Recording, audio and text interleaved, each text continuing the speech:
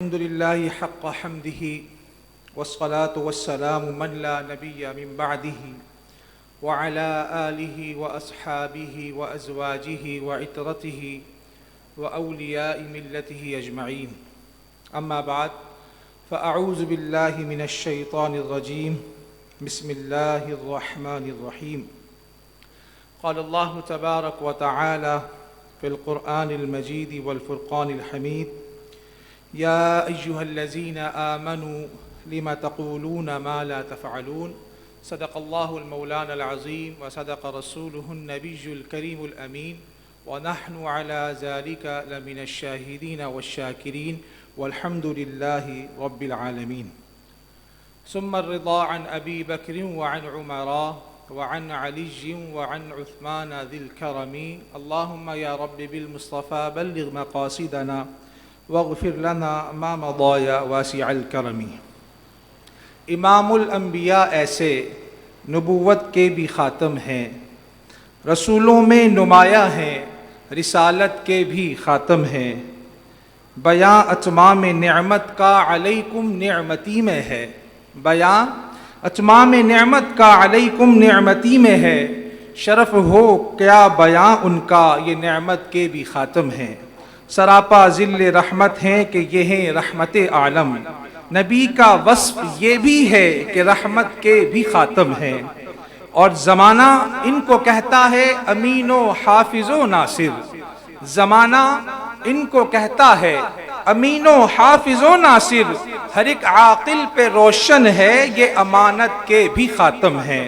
اور نبی یہ صادق وعدہ صفت سارے زمانے میں، نبی یہ صادق وعدہ صفت سارے زمانے میں.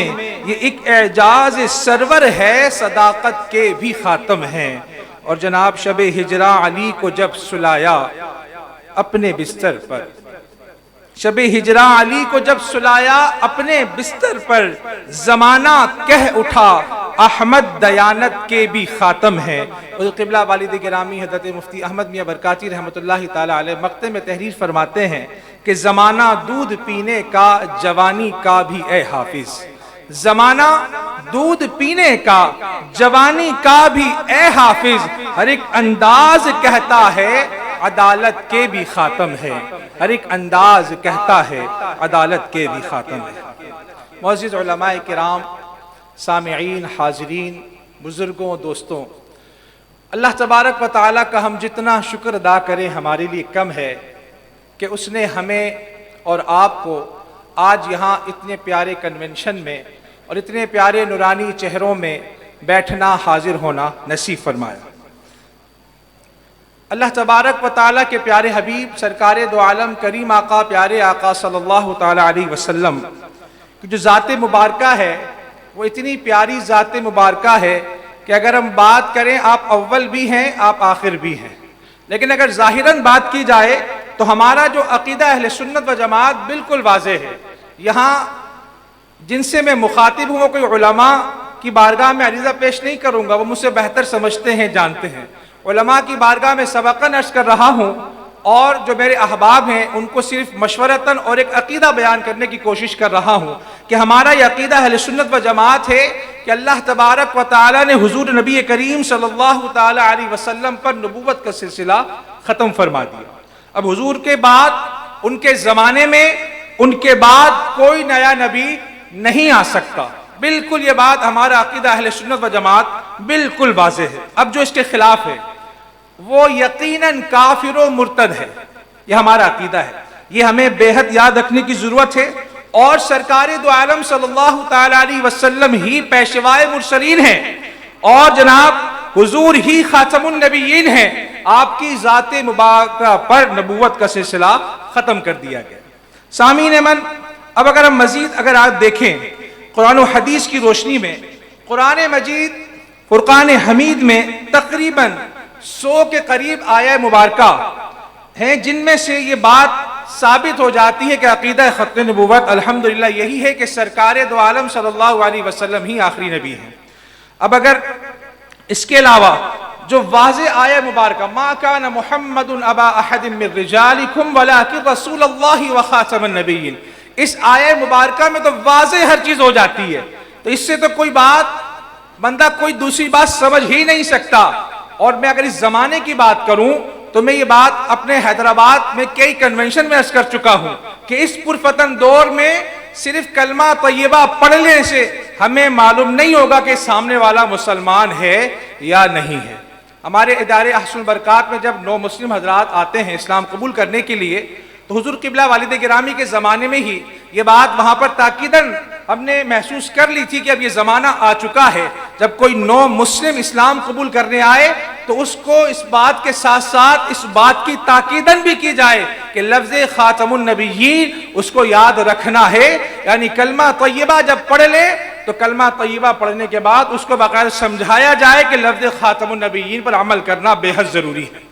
اور اس پرفتن دور میں جبکہ ہر جگہ کالی بھیڑیں موجود ہیں، یہ پرفتن دور ہے، ہمیں معلوم نہیں ہو رہا کہ سامنے والا جناب کیا معاملہ لے کے بیٹھا ہوا ہے، تو ہماری جو پہچان کا ذریعہ بنے گا اس دور میں میرا ذاتی خیال بھی یہی ہے کہ علماء کرام اس کی تائید فرمائیں گے کہ لفظ خاتم النبیین کا کہنا، اس کو دہرانا اس پرفتن دور میں انتہا کا ضروری امر ہو چکا ہے۔ کئی فرامین سرکار دو عالم صلی اللہ علیہ وسلم نے ارشاد فرمائے ہیں، مشہور زمانہ حدیث مبارکہ ہے کہ انا خاتم النبیین من لا نبی بعدی، پیارے آقا فرمان۔ اس کے علاوہ حضرت خبیب بن زید کا واقعہ بڑا مشہور ہے مسلمہ کذاب کے حوالے سے، اور بہت سارے اسلامی واقعات آپ سب لوگ اس کو پڑھ چکے ہیں، دہرا چکے ہیں۔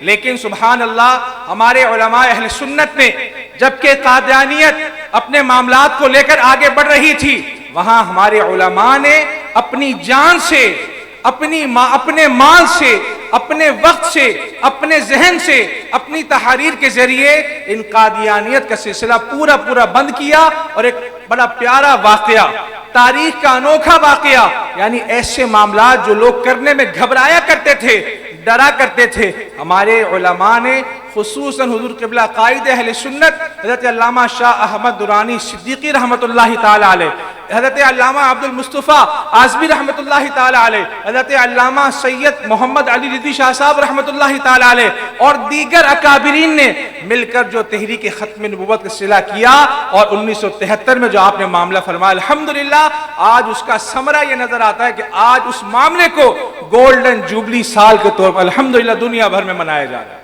یہ بات بالکل واضح ہو چکی ہے۔ لیکن بات جو اگلی کرنے کی ہے، ہمارے علماء نے اپنے وقت میں جو کارنامے سر انجام دیے کر دیے، لیکن آج ضرورت اس امر کی ہے، انہوں نے اپنے حصے کا کام فرمایا، لیکن اب ہم سب کی ذمہ داری بنتی ہے کہ ہم لوگ بھی اس معاملے میں ہر طرح سے تیار رہیں کہ یہ لوگ کبھی نہیں بلکہ اکثر و بیشتر پیچھے سے وار کرنے کے عادی ہو چکے ہیں۔ تو ماشاءاللہ یہ ہمارا جو یہاں پر پلیٹ فارم ہے مرکزی علماء مشائخ کنونشن کا اور جناب ختم نبوت فورم کراچی کے اس پلیٹ فارم سے میں یہاں پر یہی پیغام عرض کرنا چاہتا ہوں کہ آئیے، یہ وقت ہے اتحاد کا، یہ وقت ہے ساتھ مل کر ان کالی بھیڑوں کا مقابلہ کرنے کا۔ اللہ تبارک و تعالی ہمارا یہاں پر آنا بیٹھنا اپنی بارگاہ میں قبول فرمائے۔ اللہ تبارک و تعالی یہاں پر علماء کرام مشائخ عظام تشریف فرما ہے، عمائدین شہر تشریف فرما ہے۔ میں مبارکباد بھی پیش کرتا ہوں اور دعا کے لیے بھی عرض کرتا ہوں ختم نبوت فورم کے تمام صاحبان کا، جناب محترم محمد جاوید قادری بھائی کا، فرحان بھائی کا، مفتی فرقان شامی صاحب، ان کی پوری ٹیم کا کہ یہاں پر مجھے انہوں نے بلاوا بھیجا، میری یہاں پر حاضری ہوئی، اور یہ میری خوش قسمتی کی بات ہے کہ جناب وہ قطرہ قطرہ مل کے دریا بنتا ہے، سمندر کا سلسلہ ہو جاتا ہے، تو میں بھی اس حصے میں شامل ہو گیا۔ آیا مبارکہ میں نے آپ کے سامنے تلاوت کی، سعادت حاصل کی ہے، لیکن یہاں پر جو وقت بڑا قلیل ہے، اپنی بات کو سمیٹتے ہوئے آخر میں یہی پیغام دینا چاہتا ہوں اشعار کے ذریعے کہ خود کو عشق مصطفیٰ میں جو مٹاتے جائیں گے وہ بہر لمحہ یقیناً چین پاتے جائیں گے، اور سید کونین سے جو لو لگاتے جائیں گے وہ خدا کو باخدا نزدیک پاتے جائیں گے، اور خود بخود چومیں گی آ کر منزلیں ان کے قدم، ان کے نقش پا پہ جو سر کو جھکاتے جائیں گے۔ ٹھنڈے ٹھنڈے میٹھے میٹھے بھر کے وہ کوثر کے جام ہم تو پیتے جائیں گے، آقا پلاتے جائیں گے، اور کوئی بھی پرسان ہوگا حشر میں حافظ مگر میرے آقا عاصیوں کو بخشواتے جائیں گے۔ وما توفیقی الا باللہ۔ اپنی عادت کے مطابق اس بات میں کوئی ایسی بات نکل گئی ہو کہ اللہ تبارک و تعالیٰ کے حضور پکڑ کا باعث بنے، اس کی بارگاہ میں استغفار توبہ کا طالب ہوں۔ استغفر اللہ العظیم الذی لا الہ الا هو الحی القیوم واتوب الیہ، وآخر دعوانا ان الحمد للہ رب العالمین۔